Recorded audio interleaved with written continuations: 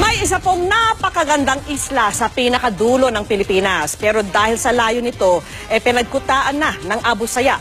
Kaya itinaas po doon ng pamahalaan ng ating watawat para igiit na nasa kontrol ito ng Pilipinas. Nakatutok si Chino Gaston. Sa pinakatimog na bahagi ng bansa, mga sundalo ng Philippine Marines ang nagbabantay sa Panguan o Malamanok Island sa Tawi-Tawi.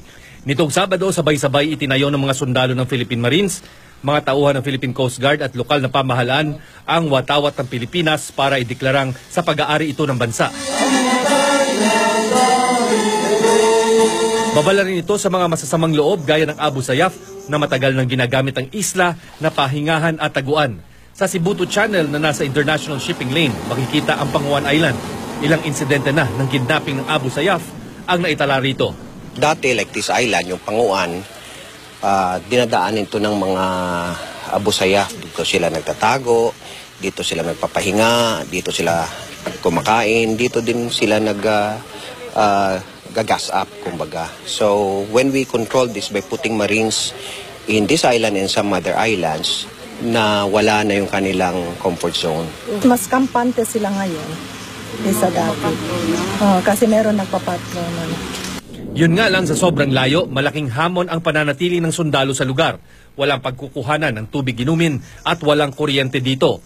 Pero hindi raw ito balakid sa misyon ng mga sundalo. Pag may mga namomonitor kami na papalapit o kaya papasok na bangka, linalapitan namin gamit yung asset ko dito na speedboat.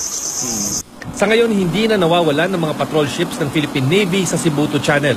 Sa tulong ng mga Amerikano, meron ding bagong ship monitoring center at radar na kayang makita ang lahat na barkong pumapasok sa ating teritoryo.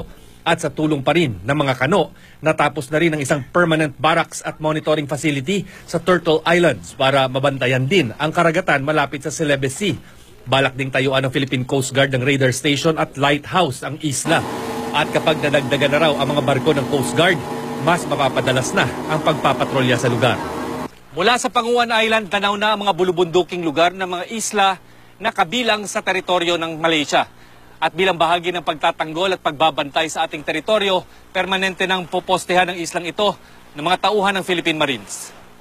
Dahil wala ng insidente ng mga pagdukot sa karagatan at tila naitaboy na ang mga bandido sa Sibuto Channel, umaasang lokal na pamahalaan na sa tamang panahon, makakaakit din ng mga turista ang malapulbos na buhangin at napakalinaw na karagatan sa palibot ng isla.